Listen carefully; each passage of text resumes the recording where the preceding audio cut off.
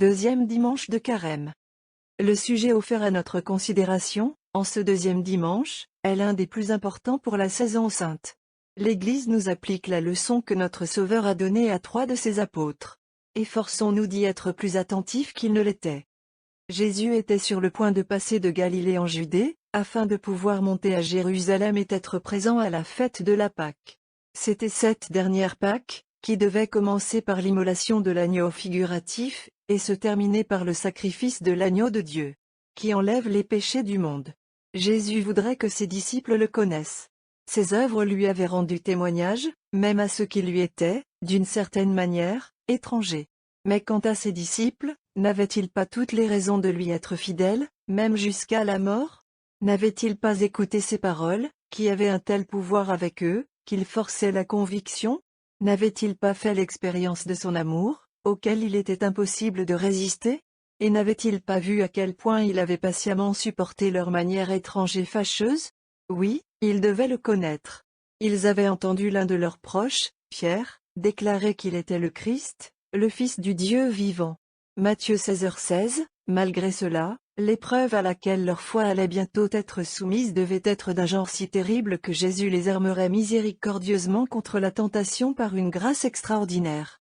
La croix devait être un scandale et une pierre d'achoppement, 1 Corinthiens 1h23, à la synagogue, et, hélas, à plus que cela. Jésus dit à ses apôtres, lors de la dernière scène, « Vous serez tous scandalisés en moi cette nuit. » Matthieu 26:31, charnels qu'ils étaient alors, que penseraient-ils, quand ils devraient le voir saisi par des hommes armés, menottés, précipités d'un tribunal à l'autre, et qu'il ne fait rien pour se défendre?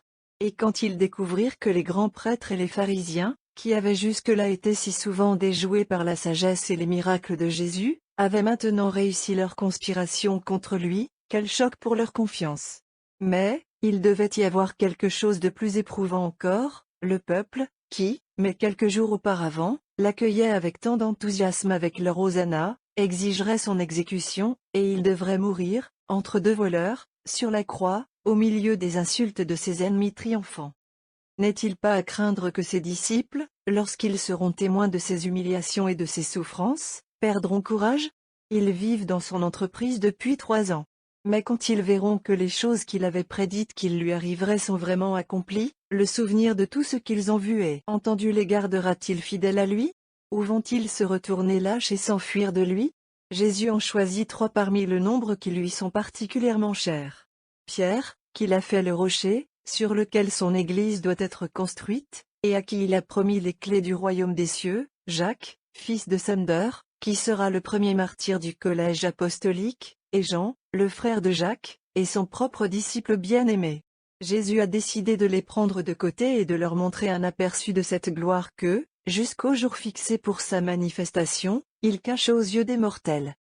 Il laisse donc le reste de ses disciples dans la plaine près de Nazareth, et se rend, en compagnie des 3 privilégiés, vers une haute colline, appelée Tabor, qui est une continuation de Libanus, dont le psalmiste nous dit qu'il fallait se réjouir du nom du Seigneur. Psaume 88. 13. À peine a-t-il atteint le sommet d'étain de la montagne que les 3 apôtres observent un changement soudain venir sur lui, son visage brille comme le soleil, et ses humbles vêtements deviennent blancs comme la neige. Ils observent 2 hommes vénérables s'approcher et parlent avec lui de ce qu'il est sur le point de souffrir à Jérusalem. L'un est Moïse, le législateur. L'autre est Élias, le prophète, qui a été enlevé de la terre sur un char ardent, sans être passé, par les portes de la mort. Ces 2 grands représentants de la religion juive, la loi et les prophètes, adorent humblement Jésus de Nazareth. Les 3 apôtres ne sont pas seulement éblouis par l'éclat qui vient de leur divin maître. Mais ils sont remplis d'un tel ravissement ou d'un tel plaisir, qu'ils ne peuvent supporter l'idée de quitter les lieux. Pierre propose d'y rester pour toujours, et de construire 3 tabernacles, pour Jésus, Moïse et Élias.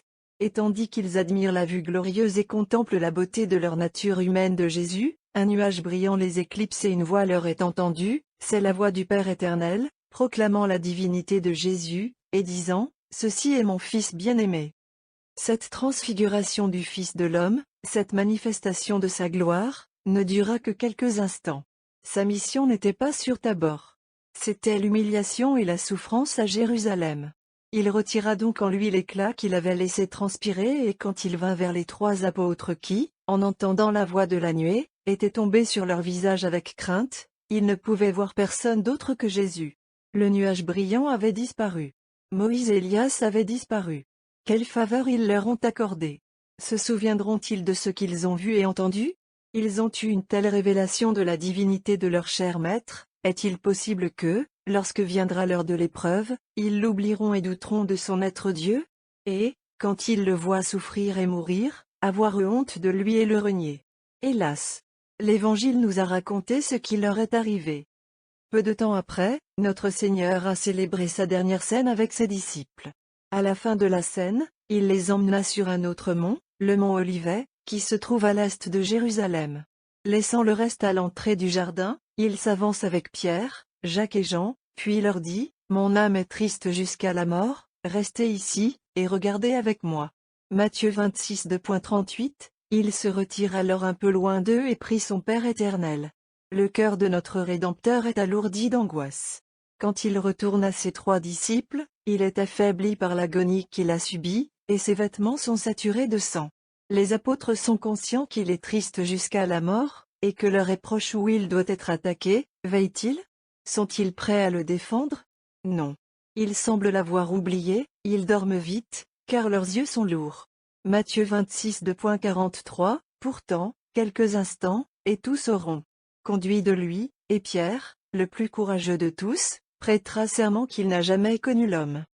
Après la résurrection, nos 3 apôtres ont fait amplement l'expiation de cette conduite lâche et pécheresse, et ont reconnu la miséricorde avec laquelle Jésus avait cherché à les fortifier contre la tentation, en leur montrant sa gloire sur Tabor, quelques jours avant sa passion.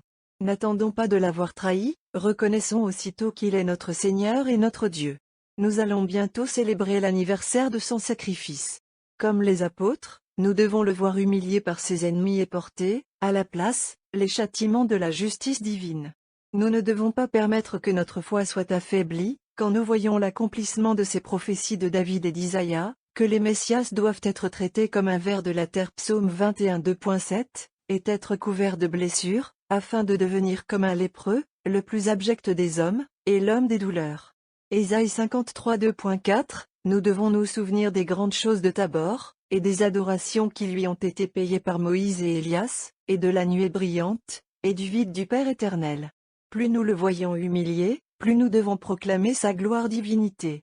Nous devons joindre nos acclamations avec celles des anges et de l'ancien de 4:20 que saint Jean, l'un des témoins de la transfiguration, a entendu crier d'une voix forte, « L'agneau qui a été tué, est digne de recevoir la puissance et la divinité, et la sagesse, et la force, un honneur, et la gloire, et la bénédiction. » Apocalypse 5h12. Le deuxième dimanche de Carême est appelé, dès le premier mot de l'introïte, réminiscence. Et aussi le dimanche de la transfiguration en raison de l'évangile qui est lu dans la messe. La gare de Rome se trouve dans l'église Sainte-Marie de la Dominique sur le mont Célian. La tradition nous dit que dans cette basilique se trouvait le diaconicum dont saint Laurent avait la charge, et à partir duquel il distribuait aux pauvres l'aumône de l'église. Masse. L'Église, dans l'introïte, nous encourage à faire confiance à Dieu, qui nous délivrera de nos ennemis, si nous le lui demandons avec une prière fervente. Il y a 2 faveurs que, pendant le carême, nous devrions le supplier de nous accorder, le pardon de nos péchés, et son aide pour éviter une rechute. Introïte. Souviens-toi, ô Seigneur, de tes entrailles de compassion et de tes miséricordes qui viennent du commencement du monde. Que nos ennemis ne règnent jamais sur nous, délivrez-nous, ô Dieu d'Israël, de toute notre détresse. PS. À toi, Seigneur, ai-je élevé mon âme. En toi, ô mon Dieu, je mets ma confiance, n'aie pas honte. Gloire. Se souvenir. Dans la collection, nous supplions Dieu de veiller sur nous dans toutes nos nécessités, à la fois du corps et de l'âme. Si notre prière est humble et sincère, elle sera exaucée. Dieu pourvoira à nos besoins corporels et défendra nos âmes contre les suggestions de notre ennemi, qui s'efforce de salir même nos pensées. Recueillir. Ô Dieu, qui vois à quel point nous sommes démunis de toute force, nous préserve à l'intérieur et à l'extérieur, afin que nos corps soient libérés de toute adversité et que nos âmes soient purifiées de toutes les mauvaises pensées. Par, etc. Les premières et deuxièmes collectes sont données le premier dimanche de Carême. Épître.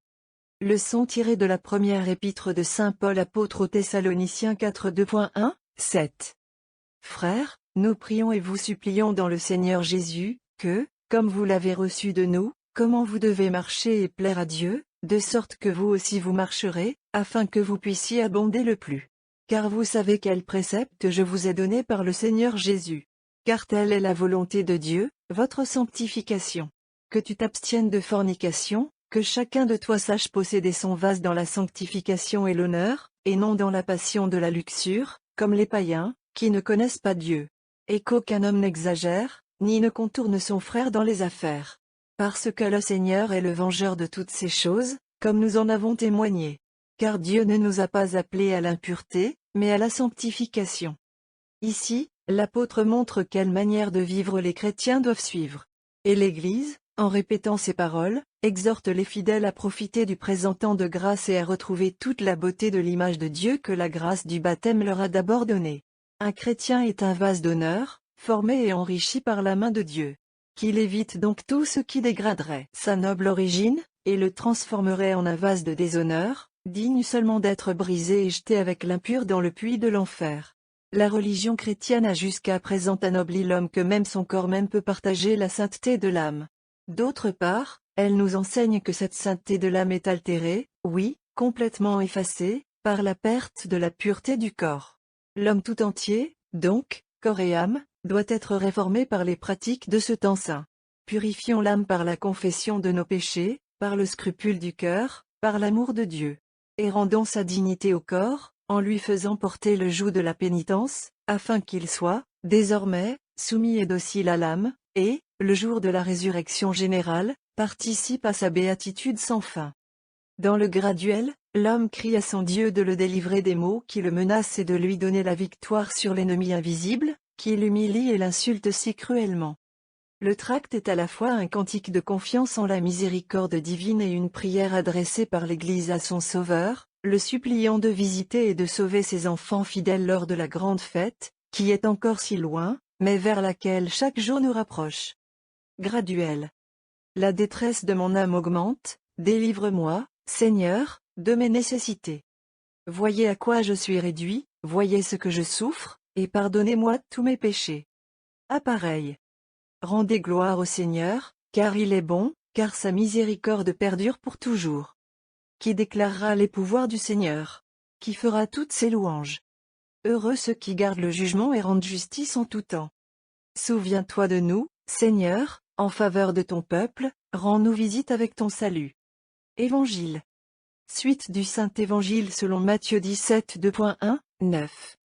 À ce moment-là, Jésus lui prend Pierre et Jacques, et Jean son frère, et les amène dans une haute montagne à part, et il fut transfiguré devant eux.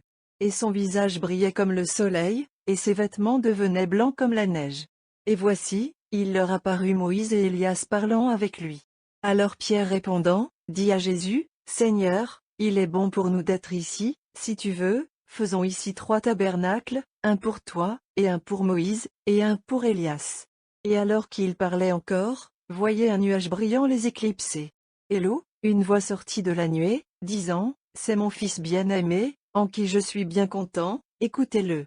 Et les disciples qui entendaient, tombaient sur leur visage et avaient très peur. Et Jésus est venu et les a touchés, et leur a dit, levez-vous et n'ayez pas peur.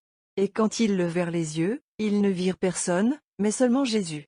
Et alors qu'ils descendaient de la montagne, Jésus les chargea en disant, ne dis la vision à personne, jusqu'à ce que le Fils de l'homme soit ressuscité d'entre les morts.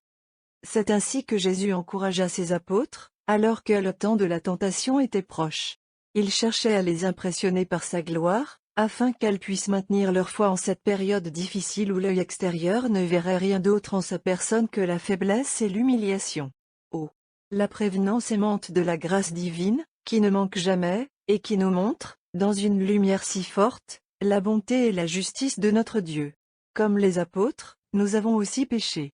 Comme eux, nous avons négligé de profiter de l'aide qui nous a été envoyée du ciel. Nous avons fermé les yeux contre la lumière. Nous avons oublié la vision juste qui nous a été accordée, et qui nous a rendus si fervents et heureux, et nous sommes tombés. Nous n'avons donc pas été tentés au-dessus de nos forces, 1 Corinthiens 10h13, et c'est en effet de notre faute si nous avons commis un péché. Les 3 apôtres furent exposés à une terrible tentation, quand ils virent leur divin maître dépouillé de toute sa majesté. Mais à quel point est-il facile pour eux de résister à la tentation, en pensant à ce qu'ils avaient vu quelques jours auparavant. Au lieu de cela, ils ont perdu leur courage et ont oublié la prière, ce qui leur aurait ramené leur courage. Et ainsi, les témoins favoris de Tabor devinrent des lâches et des déserteurs dans le jardin du mont Olivet. Il ne leur restait plus qu'une chose à faire. Se jeter sur la miséricorde aimante de leur Jésus. Dès qu'il eut triomphé de ses ennemis, ils l'ont fait, et son cœur généreux leur a pardonné. Imitons-les ici aussi. Nous avons abusé de la grâce de Dieu et l'avons rendue stérile par notre manque de correspondance. La fontaine de cette grâce n'est pas encore asséchée. Tant que nous sommes dans ce monde, nous pouvons toujours puiser dans cette source, qui vient du sang et des mérites de notre Rédempteur. C'est la grâce qui nous pousse maintenant à l'amendement de nos vies. Il nous est donné en abondance pendant le temps présent, et il est donné principalement par les saints exercices du carême. Montons la montagne avec Jésus. Là, nous ne serons pas dérangés par le bruit des choses terrestres. Passons là nos 40 jours avec Moïse et Élie qui, bien avant nous, ont sanctifié ce nombre par leur jeûne. Ainsi, alors le Fils de l'homme sera ressuscité d'entre les morts, nous proclamerons les faveurs qu'il nous a accordées avec miséricorde sur Tabor. Dans l'offertoire, l'Église nous demande de méditer sur les commandements de Dieu. Voudrions-nous les aimer avec autant de ferveur que le prophète royal, dont ce sont les paroles. Offertoire. Je méditerai sur ta loi, que j'ai aimée excessivement, et je pratiquerai tes commandements, que j'ai aimés. Le saint sacrifice de la messe est une source de dévotion. Profitons, comme l'Église, dans le secret, nous pouvons, profiter de l'aide que nous lui apportons aujourd'hui. Il contient le gage et le prix du salut, et si nous ne mettons aucun obstacle sur le chemin, il achèvera notre réconciliation avec notre Seigneur. Secret. Regarde vers le bas, Seigneur, nous t'implorons, sur ce sacrifice, afin qu'il augmente notre dévotion et procure notre salut. Par, etc. Les 2e et 3e secrets sont donnés le premier dimanche de carême.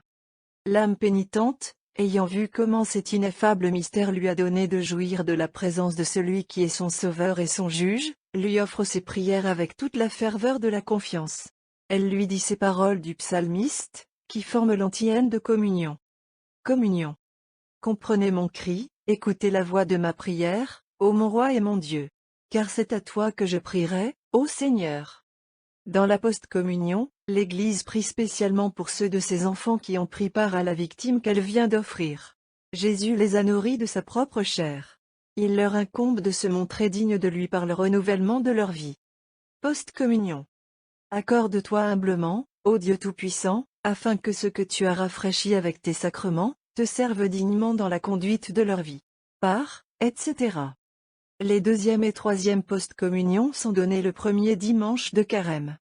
Vêpres. Les psaumes et les antiennes sont donnés plus tôt dans le volume. Capitule 1-4. Frères, nous prions et vous supplions dans le Seigneur Jésus, afin que, comme vous l'avez reçu de nous, comment vous devez marcher et plaire à Dieu, de même vous marcherez, afin que vous puissiez abonder le plus. L'hymne et le versicule sont donnés plus tôt dans le volume. Antienne Deu Magnificat. Dites la vision que vous n'avez vue à personne, jusqu'à ce que le Fils de l'homme soit ressuscité d'entre les morts. Prions. Ô Dieu, qui vois à quel point nous sommes démunis de toute force, nous préserve à l'intérieur et à l'extérieur, afin que nos corps soient libérés de toute adversité, et que nos âmes soient purifiées de toutes les mauvaises pensées. Par, etc. Nous pouvons terminer notre dimanche en récitant la belle prière suivante tirée du bréviaire mozarabe. Capitule. Dans 2. Dominique Quadragesimoe. Ô Jésus, notre Dieu, premier commencement éternel de la lumière, qui veut que tes serviteurs consacrent le 7e jour à la sanctification, plutôt qu'à l'œuvre. Nous venons, cherchant comment nous pouvons te trouver, mais nous sommes empêchés par les ténèbres habituelles de notre conscience. Nous faisons des efforts pour nous lever, mais nous retombons à nouveau, et nous sommes abattus. C'est pourquoi nous te supplions de ne pas t'éloigner de ton visage ceux qui te cherchent, car tu daignes te montrer à ceux qui ne t'ont pas cherché. C'est maintenant le temps de l'année, où nous offrons à ton saint nom une dîme de nos jours. Et de ces jours, 7 sont passés. Accorde-nous ton aide sur le chemin de ce voyage fatigant, afin que notre hommage offert soit sans tache. Adoucis notre labeur en nous remplissant d'un amour ardent de ta majesté, et réveille-nous de la lenteur du corps, par l'abondance fervente de ta charité. Que notre vie, étant ainsi en toi, ne connaisse pas de faiblissance, et que notre foi trouve sa récompense. Égal, égal, égal, égal, égal, égal, égal. Ce texte est tiré de l'année liturgique, écrit par Dom Prosper Guéranger.